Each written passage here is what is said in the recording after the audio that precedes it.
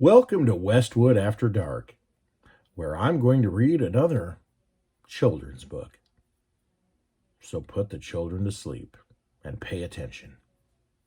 Tonight, we're going to read Put Tony's Nuts in Your Mouth. Tony has big nuts and small nuts. He has pecans and walnuts, nuts without or with a shell. There is no nut Tony does not sell. Tony sells his nuts all day. He always has a line. Some say Tony's nuts smell great. Some say they taste divine. They drive or walk or ride the bus. They come from north and south to take those hot and salty nuts and put them in their mouths. Tony dips his chocolate nuts until they are just right. He knows your mom will take them home and suck on them all night. BJ looks at Tony's nuts and tries hard not to stare as Stephen grabs at his nut sack and finds a big old pair. BJ plays with Tony's nuts in the closet at his home.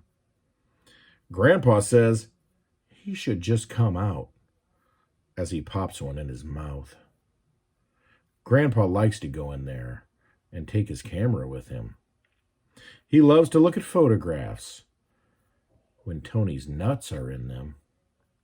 He swears it isn't weird or queer. He says it's not a crime. Grandpa licks the salt right off of Tony's nuts sometimes.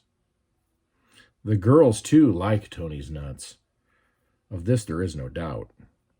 Every girl around this town has put them in her mouth. On the way to school today, riding on the bus, the Johnson twins were in the back, sharing Tony's nuts. Back and forth, they open up, hoping that they don't get those big and tasty nuts stuck down in their throat. Even Miss Boldyke, the softball coach and her special friend, will have a go at Tony's nuts every now and then.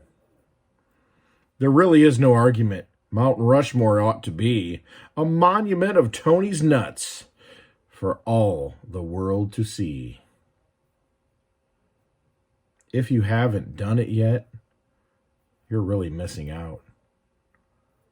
Grab a sack of Tony's nuts and put them in your mouth.